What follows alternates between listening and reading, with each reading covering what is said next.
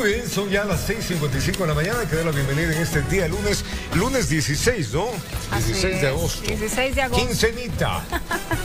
Vamos avanzando en este mes, que rápido se pasa el tiempo. Bueno. Y bueno, también las noticias que se van generando, no solamente en nuestro país, sino también la tónica que vive, la situación que enfrenta Haití y también Afganistán, que ha generado pues noticia y preocupación en la comunidad internacional. Y bueno, ya les iremos contando cómo se desarrolla esto. El comercio ha llegado ya a nuestro sitio de trabajo. Ahí lo puede ver. El día lunes dice el 13% del área bananera protegida ante el ingreso del Fusarum. Salud garantiza la aplicación de segunda dosis de Sinovac. Muertes violentas se triplicaron este 2021 allá en Manabí, casa de Humboldt. En Antizana se convertirá en aula para cuidar el agua. El CNE afina 3 tareas para comicios del 2023. Y miles intentan huir de Kabul por la llegada de los talibanes. Esto, lo más importante en títulos que tiene Diario y Comercio, que ya está en circulación. Y este lunes se desarrollará el juicio político al excontralor Pablo Celi en la Asamblea Nacional. Los legisladores deberán decidir si lo censuran o no. Sin embargo, por este caso, en el legislativo existe tensión entre asambleístas. Este lunes se desarrollará en la Asamblea Nacional el juicio político al excontralor Pablo Celi, en donde se decidirá si se lo censura inhabilitándolo por 2 años a ocupar cualquier cargo público. Quienes interpelarán a Celi serán los asambleístas de la bancada correísta Juan Cristóbal Lloret y Viviana Veloz, algo que fue criticado por el presidente de la Comisión de Fiscalización, Fernando Villavicencio. Y esto lo que convierte al juicio político es en una acción eminentemente ideológica. Este juicio político será dirigido desde Bélgica y el objetivo del juicio político será lanzar toda la acusación contra Pablo Celi de que es el gran perseguidor del correísmo. El interpelante Juan Cristóbal Lloret dijo que la decisión de que participe su colega Viviana Veloz se dio tras una falta de consenso por parte de las demás fuerzas políticas. Porque por ahí le escucho a algún actor político decir que los correístas estamos intentando solapar a personajes que fueron parte del correísmo. Por el contrario, yo mismo puse uno de los causales de Odebrecht, porque es evidente la red de corrupción que operaba dentro de Petroecuador. Yo no voy a salir a defenderle a Capaya, a Alex Bravo, a Capaco, a ninguno de esos personajes. En medio de las tensiones políticas que se vive en la Asamblea Nacional, hay quienes esperan respuestas. ¿Quién fue favorecido? ¿Quién ha sido beneficiado durante estos actos de la Contraloría? Y creo que es el momento de transparentar las cosas al país. No es un momento de ocultar nada. En algo que coinciden varios legisladores es que el informe del juicio sea remitido a la Fiscalía General del Estado para investigaciones. Este expediente, aparte de ser remitido al ámbito jurisdiccional para las investigaciones, todo el expediente debería ser revisado por el nuevo Contralor General que esté designado por el pueblo ecuatoriano a través de las comisiones ciudadanas de selección. ¿Para qué? Para que él se entere de toda la verdad que está detrás de este proceso. Informó Valeria Navarro. La asambleísta Pachacuti, Rosa Cerda, se defendió ante el Consejo de Administración Legislativa de la Asamblea Nacional, quien evalúa una queja presentada en su contra por afectar la imagen de la institución al supuestamente realizar una apología al robo. Rosa Cerda solicitó que se revise toda su intervención e insiste que lo que se ha expuesto al público ha sido solo un extracto de su discurso que iba enmarcado en su lucha contra la corrupción. Asegura que sus intenciones no fueron a dar una apología al robo, por lo que se solicitó ser sancionada. Y ahora les comentamos que la Comisión de Fiscalización de la Asamblea Nacional aprobó este viernes el cronograma de comparecencias dentro del proceso de juicio político contra el defensor del pueblo, Freddy Carrión. En total, 24 personas están llamadas a rendir su versión en ese órgano legislativo. Será este 27 de agosto cuando inicie la fase de comparecencias dentro del proceso de juicio político que enfrente el defensor del pueblo, Freddy Carrión. En esta primera fase están llamados a rendir su versión personal de la Policía Nacional. Entre otros convocados, para el 30 de agosto deberá asistir el exministro de Gobierno, Gabriel Martínez, y el exministro de Salud, Mauro Falconi, quien fue conjuntamente con Carrión, quienes protagonizaron un escándalo en un edificio al norte de la capital, mismo que quedó registrado en los videos de las cámaras de vigilancia. distancia. Hasta esta fecha, 16 son las personas que rendirán su testimonio. Posteriormente, el 1 de septiembre, 8 personas más son las llamadas. Entre ellas, Tania Castillo, encargada de la Defensoría del Pueblo, y la fiscal general del Estado, Diana Salazar. El proceso de comparecencias culminará el viernes 3 de septiembre, en donde los interpelantes, los legisladores Ricardo Vanegas y Yesenia Guamaní, así como el interpelado Freddy Carrión, expondrán sus argumentos de cargo y descargo. Finalizada esta etapa, la comisión deberá redactar un informe en donde se recomiende o no el enjuiciamiento político a Carrión, quien es acusado de incumplimiento de funciones y falta de probidad para ejercer el cargo. Informó Ismenia Solórzano. Este 29 de septiembre, la Corte Provincial de Pichincha fijó la audiencia de juicio contra Jorge Yunda y 13 personas más, quienes son procesadas por presunto peculado en la adquisición de pruebas para detectar COVID-19. Y el colectivo Acción Jurídica Popular inició un proceso formal para pedir la revocatoria del mandato de los concejales de Quito por el incumplimiento de sus planes de trabajo. Expertos consideran que esta iniciativa es poco viable por el tiempo que podría demorar justamente el trámite. La crisis en el municipio de Quito llegó a su día 70, tiempo en el que el Consejo Metropolitano se ha fraccionado por la disputa de la alcaldía y el último hecho de agresión en contra de Jorge Yunda debilitó aún más la institucionalidad. Es así que el colectivo Acción Jurídica Popular inició un proceso formal para pedir la revocatoria del mandato de los ediles. La razón fundamental es por incumplimiento de su plan de trabajo. El primer paso para poder ejecutar el proceso de revocatoria es solicitar certificadamente los planes de trabajo. Solicitud que fue ingresada al Consejo Nacional Electoral. Para el vocero del colectivo, esta es una acción que demandará tiempo, pues la revocatoria es a cada uno de los concejales. Es un proceso bastante largo, pero tenemos 2 años todavía, ¿no? De que nosotros creemos que la democracia representativa ha fracasado y es evidente que Quito lo está sufriendo. Para el constitucionalista Ismael Quintana es poco viable la iniciativa por los tiempos que podría tomar los trámites para las revocatorias en el Consejo Nacional Electoral. El Pleno del Consejo Electoral resuelve si es que es admisible o no es admisible ese pedido. Si es que estima que es admisible, entonces se dispone la entrega de los formularios.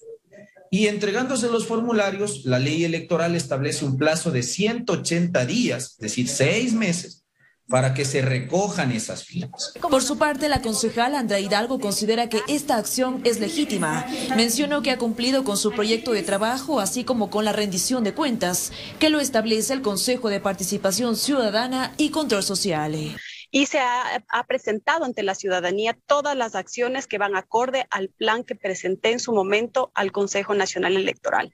La ciudadanía tiene esa posibilidad de fiscalizarme también y de hacer seguimiento a este cumplimiento del plan. La revocatoria de mandato puede solicitarse a las autoridades de elección popular una vez que han cumplido el primer año y antes del último año del periodo para el que fueron electos.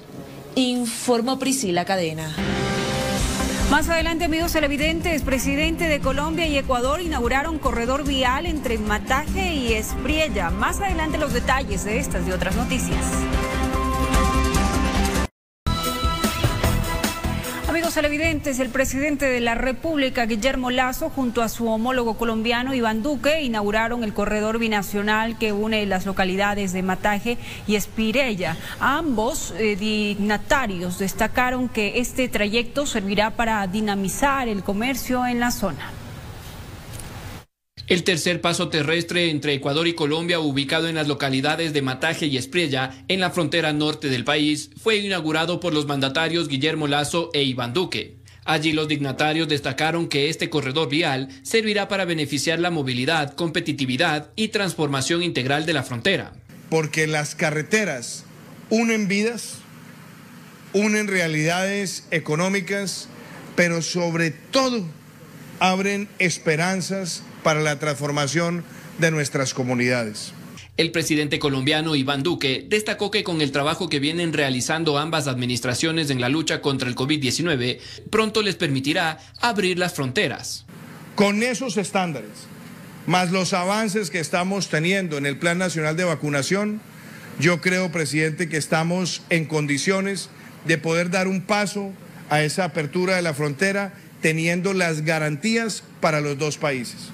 Por su parte, Guillermo Lasso comprometió a su homólogo para instalar un punto de atención y control y así mantener la seguridad en la zona.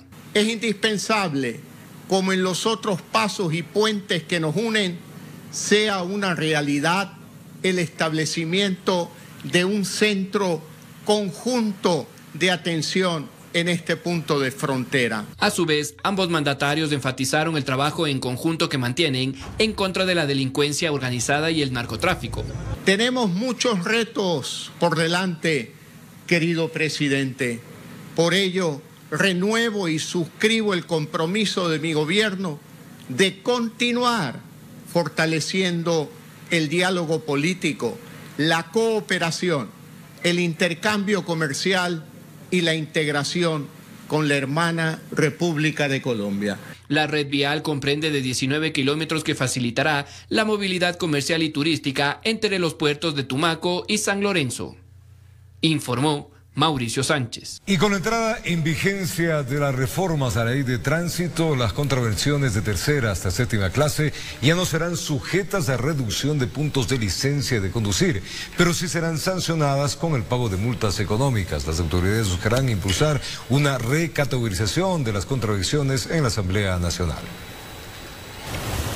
Y respetar las señales de tránsito, exceder los límites permitidos de velocidad, no usar el cinturón de seguridad o usar el teléfono mientras conduce ya no serán contravenciones punitivas con la reducción de puntos a la licencia, pero sí seguirán siendo sujetas a las multas económicas pertinentes. Estas son algunas de las reformas que rigen en la nueva ley de tránsito publicada en Registro Oficial el pasado 10 de agosto.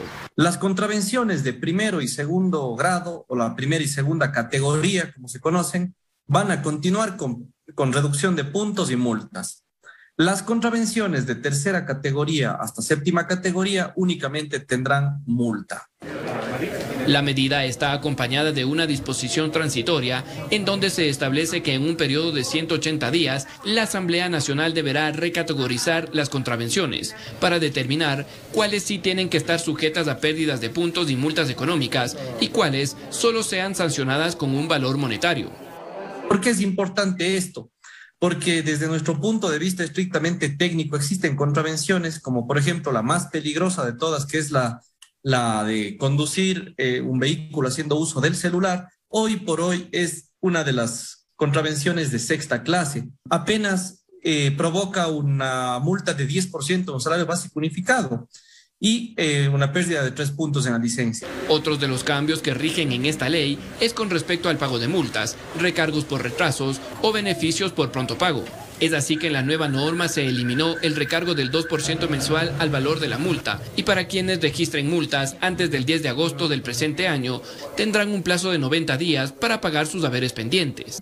Lo que hace esta nueva figura de la remisión es que todas estas multas que estaban sobre la multa de la contravención, sobre la multa principal, se condonen. A su vez, para los ciudadanos que realicen los pagos de sus multas antes de los 20 días hábiles de notificados la contravención, recibirán un descuento del 50% del valor a la multa. Nuestros jueces van a tener un alivio en su carga laboral porque destinan casi el 70% de su día en dedicarse a las impugnaciones de tránsito cuando hay cosas mucho más importantes que trabajar. En tanto a la revisión técnica vehicular, esta se podrá realizar en cualquier parte del país y será validada para transitar libremente en todo el territorio ecuatoriano. Vamos a emitir una normativa técnica estricta, sí, pero además también flexible para que en todas partes del país podamos tener centros de revisión técnica vehicular. La normativa tiene más del 80% de cambios, mismos que a decir de las autoridades buscan impulsar los valores del respeto, la educación vial y una cultura preventiva, donde todos los actores viales tengan una responsabilidad compartida, informó Mauricio Sánchez. Y mucha atención porque los TAC de los peajes Guayasamín, Intervalles y Autopista General Rumiñahui están homologados para transitar por estos, justamente por estos lugares. Autoridades solicitan a la ciudadanía registrarse en los respectivos portales electrónicos para acceder al beneficio. Los TAC de los peajes Guayasamín, administrado por el municipio de Quito, e Intervalles y Autopista General Rumiñahui, administrados por la Prefectura Provincial de Pichincha, ahora serán homologados para que la ciudadanía pueda transitar con el mismo dispositivo por estos 3 pasos. Únicamente tenemos el convenio actualmente con los peajes que administra la Prefectura de Pichincha, como es el peaje de la Avenida General Rumiñahui e Intervalles. Desde la empresa metropolitana de movilidad y obras públicas explican que para acceder al beneficio la ciudadanía debe registrarse en los respectivos portales web, tanto del municipio como de la prefectura por separado, y así constar sus datos en ambas instituciones. Y es importante aclarar a la ciudadanía que una vez adquirido el TAC debe realizar el debido proceso, debe registrarse en las plataformas digitales que nosotros tenemos habilitadas. Paul Montero, gerente de terminales y estacionamientos de la EMAP, explica que el pago y revisión del saldo se mantendrá de manera separada, ya que esta homologación no determina una caja común en el cobro de los peajes. Las recargas son individuales para cada administración. Las autoridades también recordaron a la ciudadanía que para quienes no tienen el TAC y han pasado por el peaje, tienen la opción de pagar el costo del mismo hasta 15 días después de haberlo cruzado y así evitar la sanción respectiva. Informó Mauricio Sánchez. Según algunos sectores de los transportistas, el análisis sobre el mecanismo para la focalización del valor del combustible estaría listo para la próxima semana. Posterior a este primer paso, se estima que lo acordado que entre a regir aproximadamente en 30 días. Veamos. La reunión del pasado día jueves, en donde varios ministros del Ejecutivo encabezados por el propio presidente de la República, Guillermo Lasso, se reunieron con los representantes del sector de la transportación, permitió conocer que una consultoría será la que brinde los parámetros del mecanismo para la focalización de los combustibles. Hay que hacer notar que estamos contratando una consultoría que nos permitirá transparentar absolutamente todos los costos de un corto tiempo. Según Jorge Calderón, quien es presidente de la Federación Nacional de Operadoras de Transporte en Taxis del Ecuador, se aspiraría que máximo la próxima semana la consultora entregue al gobierno la fórmula del mecanismo de focalización para el transporte terrestre comercial. Ojalá el día lunes ya la empresa pueda ya entregar algún aporte para ver cuál será el mecanismo. Nosotros como dirigentes no queremos entorpecer absolutamente en nada, más bien queremos ser respetuosos de la técnica, de la lógica, de los estudios. Y si esto es así, se prevé que en el corto plazo entre a regir la focalización para los combustibles, en donde con un sistema óptimo las más de 200 gasolineras del país permitan indexar en su base de datos la fórmula que entregue el gobierno. El gobierno se ha comprometido que en el lapso, una vez que ya arrancó la consultora, que será en el lapso máximo de 30 días, que el país, el Ecuador, los ciudadanos, los operadores de transporte terrestre, ya podemos tener conocimiento cuál será el procedimiento de aplicación de la focalización y del subsidio técnicamente. Implementada la focalización del subsidio en los combustibles, esta se confirmó desde el Ejecutivo, será para todas las modalidades de transporte ecuatoriano. Informó Javier Rosero.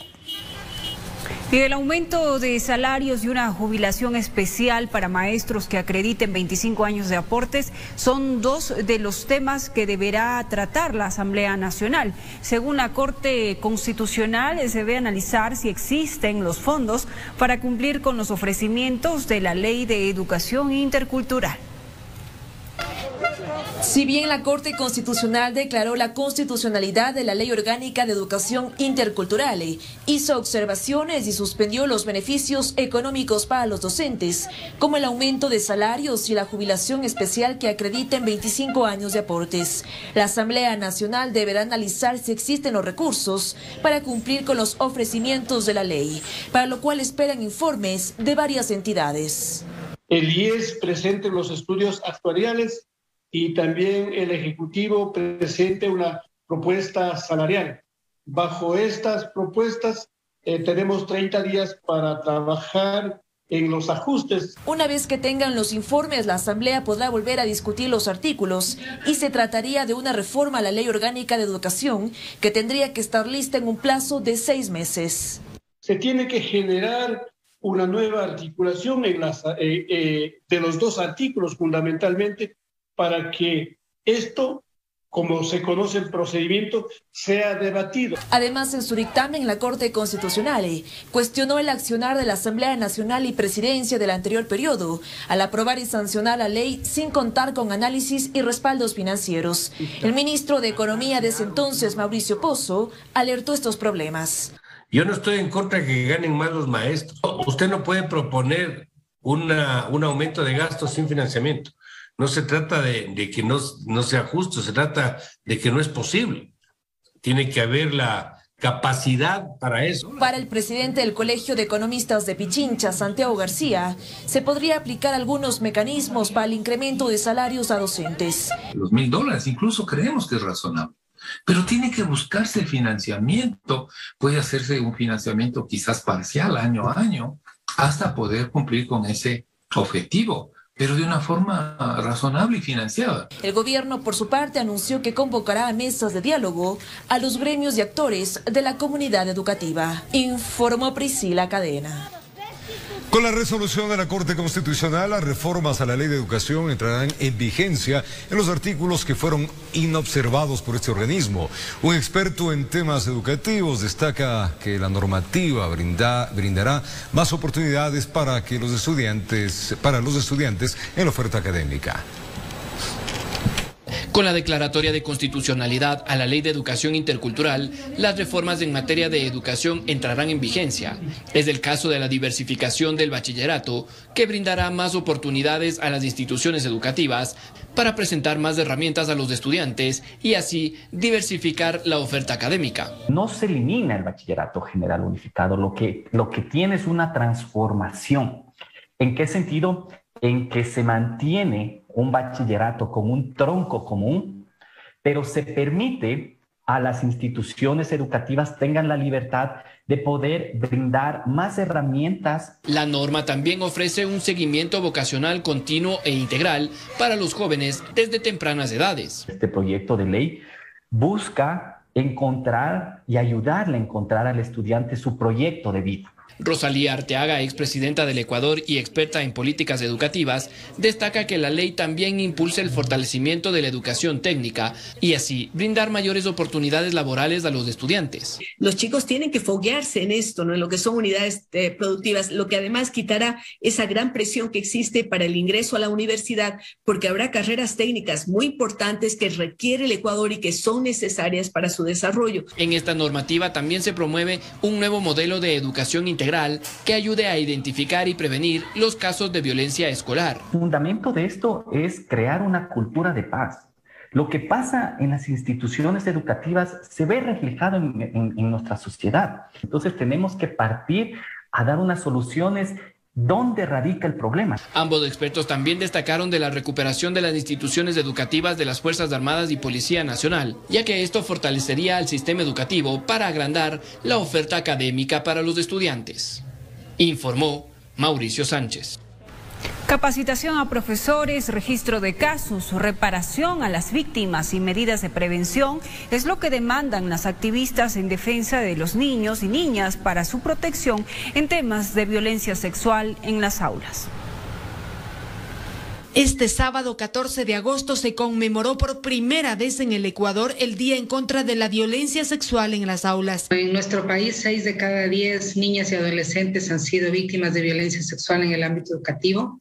El caso de la joven guayaquileña Paola Guzmán, quien se quitó la vida a sus 14 años tras quedar embarazada del vicerrector de su colegio, hizo que la Corte Interamericana se pronunciara y dictara medidas al país. Una de ellas exige lo siguiente: se les debe dar información veraz, información científica, información confiable y adecuada a su edad. Para que los niños sean conscientes de que la violencia sexual está a cada paso. Para que los niños sepan identificar y sepan poner pares y altos a esto. También se pide un registro de estadísticas actualizadas sobre la situación de violencia sexual en menores y una capacitación a todas las personas que trabajan en las instituciones educativas. La capacitación es sumamente importante. Yo creo que como adultos no podemos proteger a los niños si no sabemos a qué violencia se enfrentan y cómo abordar estas violencias. Pero hay cosas que como sociedad también hay que cambiar. Una de ellas son los estereotipos. Se siguen escuchando todavía situaciones como que las víctimas, como son adolescentes, fueron las que provocaron, que a ellas les gustaba, que ellas consentían la relación. Para proteger a los menores, también hay que romper el silencio. Siempre prevalecía el buen nombre o la reputación de los colegios por encima de la protección integral de los niños y por lo tanto guardaban silencio. Y eso no solamente en colegios privados, ¿no? También públicos. Todos tenemos la obligación de denunciar estos casos. No es un tema voluntario, no es un tema a criterio personal. La Ley Orgánica de Educación Intercultural también establece un sistema de protección a las niñas y niños ante cualquier acto de violencia. Se espera que desde el Ministerio de Educación ya se empiece a poner en práctica lo que la ley y la sentencia dictan, informó Valeria Navarro. El sexting es una práctica que en la pandemia las parejas adultas y jóvenes adolescentes han puesto en práctica. ¿De qué se trata y cuáles son sus riesgos? Le contamos en el siguiente reportaje. Preste atención. La pandemia ha incrementado el uso de dispositivos electrónicos en las relaciones sociales, pero también en la intimidad. Prácticas como el sexting se hacen cada vez más común. Las personas empiezan a generar algún tipo de intercambio de contenido sexual mediante las aplicaciones que nosotros podemos tener en los dispositivos electrónicos, ¿no? Pero una vez enviadas las fotografías o videos íntimos a través de mensajes, hay que tener en cuenta que existen riesgos como la divulgación de estos contenidos a toda la comunidad o la extorsión. Si es que, por ejemplo, esas fotos o esos videos se revelan, entonces podríamos estar frente al delito de violación al derecho a la intimidad, que es el artículo 178 del Código Orgánico Integral Penal, porque en este caso hay la autorización para compartir, pero con una persona, no con otras personas, o esa persona no tiene el derecho de compartir con terceras personas. Si en realidad yo tengo una sexualidad virtual responsable, tratar de evitar también que no aparezca mi rostro, porque evidentemente puede generar un proceso de frustración a largo plazo, el que mi carita se pueda ver en todas las plataformas que quizás yo no sé y que una gente con malas intenciones lo puede publicar. En casos de adolescentes, la situación se complica aún más. Los padres tienen que hablar justamente de lo que puede suceder con ese tipo de situación, o sea que eso puede llevar a un tema de acoso, de bullying, de ciberacoso, puede ser otro tipo de situaciones. Ya vienen temas de pornografía infantil, porque si son menores, son adolescentes. El diálogo en casa es básico para poder alertar a los hijos sobre los riesgos que existen. Yo sé que para un papá es muy complicado saber que su hijo está generando este tipo de intercambio, pero lastimosamente estamos en un mundo que cada vez está siendo más virtual. Si yo lo satanizo en demasía, lo más probable es que los chicos busquen este tipo de asesoría con sus amigos o con sus pares y no en la casa. En la actualidad, en el Ecuador, con la Ley de Protección de Datos Personales, los ciudadanos pueden solicitar la eliminación de dichas fotografías o videos en donde hayan sido publicadas, informó Valeria Navarro. Más adelante, amigos televidentes, fiestas clandestinas, eventos deportivos sin los respectivos permisos y aglomeraciones de personas se evidenció en los operativos de control en Quito que se desarrollaron durante el fin de semana. Al regresar, los detalles.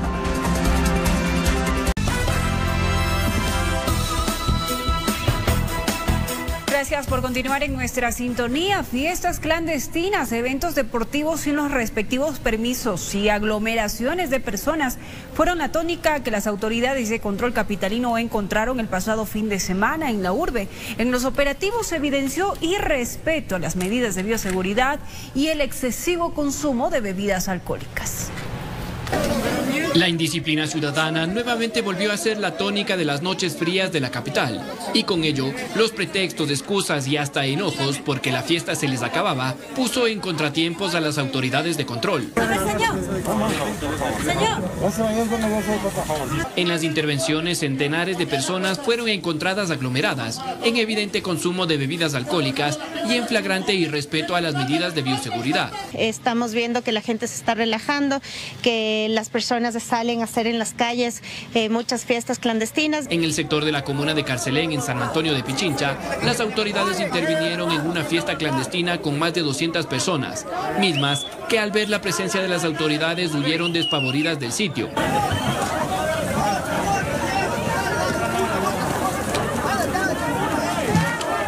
podemos dejar que la gente ponga en riesgo su salud mal utilizando las normas de bioseguridad. Pero los eventos deportivos también fueron intervenidos por los uniformados. En el sector de la Kennedy, al norte de la capital, varios ciudadanos, entre enojos y reclamos, se molestaron porque las autoridades les obligaron a retirarse del lugar antes de terminar sus partidos.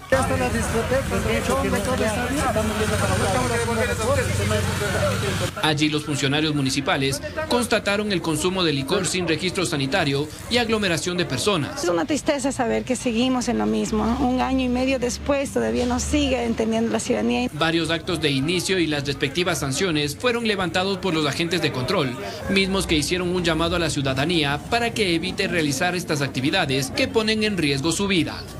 Informó Mauricio Sánchez. Un incendio afectó un piso en el edificio del centro de Guayaquil. Hasta el lugar llegaron 100 elementos del Cuerpo de Bomberos quienes lograron extinguir el fuego. Por fortuna, amigos, no hubo víctimas mortales ni heridos. Le contamos.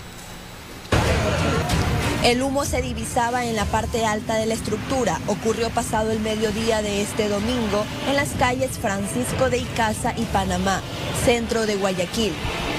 Fue declarado como un incendio de alarma tipo 2. El flagelo se registró en uno de los pisos de este edificio. En el piso 17 fue el incidente. El piso se ve que ha habido gran cantidad de fuego y lógicamente humo. Todo el piso se vio afectado. Más de 100 elementos del Cuerpo de Bomberos llegaron al lugar, además de 12 vehículos entre motobombas, camiones escalera y ambulancias. ¿Cuál logramos subir al piso casi del incendio? Nos quedamos un piso abajo y de ahí pues partimos con tramos de manguera al piso superior, al inmediato, el 17, que era donde estaba el flagelo, ¿no? Se hizo un trabajo conjunto tanto externo como interno y se logró mitigar el fuego en ese piso. Los otros pisos resultaron intactos. El incidente se logró controlar pasadas las 14 horas. Estamos ventilando y tratando de dejar el área ya segura, ¿no? Este hecho no dejó personas heridas, solo daños materiales. Hay documentación quemada, carpetas, todo un entorno de una oficina normal, ¿no? Informó Liliana Paredes.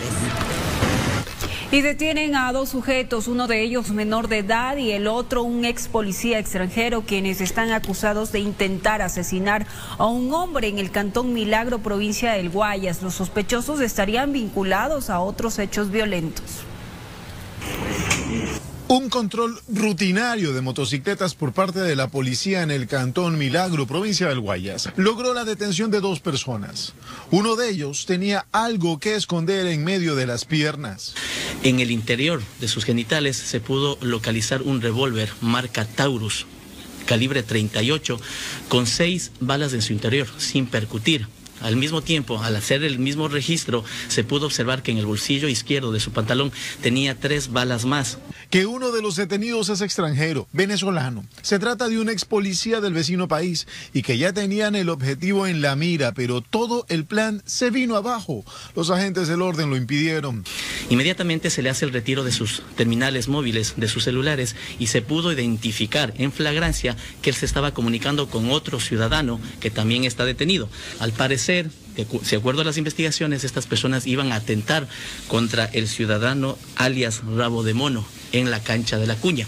Ahora que tratan de determinar las conexiones que el sujeto tendría y si estaría vinculado a otros casos de sicariato en el cantón. Se vincula a algunos casos de hechos violentos que han sucedido durante todo este mes aquí en el Distrito Milagro. Y también tenemos información que hay posiblemente muertes relacionadas en el Distrito Durán. Eso ya las investigaciones y el personal de la NIDACER podrá cotejar. Informó Julio César Saona. Más de 9 toneladas de droga fueron incautadas el pasado viernes 13 de agosto en una supuesta envasadora de agua en el norte de Guayaquil. Hace varias semanas ya se había dado un golpe similar en el mismo lugar. Los detalles de este operativo le contamos a continuación.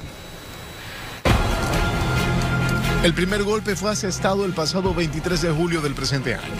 Un lugar en donde aparentemente funcionaba una envasadora de agua escondía el alcaloide. Esto se ejecutó en el sector de Los Vergeles, al norte de Guayaquil. En el cual se logra la detención de 5 ciudadanos de nacionalidad ecuatoriana, un vehículo tipo camión, furgón, que estaba en el interior aproximadamente unos 400 kilos de clorhidrato de cocaína. Existe algo que nos llama a nosotros la atención dentro de este caso, que existe inhibidor de señal en el camión.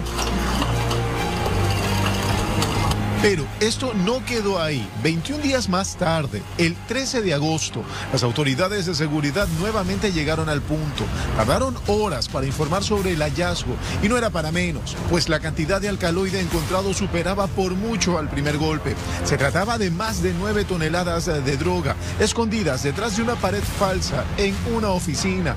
Y dentro de este lugar almacenaron aproximadamente 157 bultos de clorhidrato de cocaína. Cada bulto contiene 60 bloques de cocaína y además encontramos 50 bloques sueltos. Esto nos da un total aproximado de 9 toneladas, 600 kilos de sustancias sujetas a fiscalización. Tiene un costo en el mercado aproximado de 450 millones de dólares. Sin embargo, la droga no fue lo único encontrado, pues también había armamento, y no cualquiera, con un poder destructivo que sorprendió a las propias autoridades de seguridad. Encontramos 10 fusiles de alto calibre y 2.885 municiones 9 milímetros, 2.23 y 7.63. Es una munición que partiría un motor. De este caso, 2 personas fueron detenidas y por medio de redes sociales, la Fiscalía del Guayas informaba que la jueza encargada del caso dictó prisión preventiva en contra de los 2 sospechosos en el operativo antidroga con decomiso de armas y municiones. Informó Julio César Saona.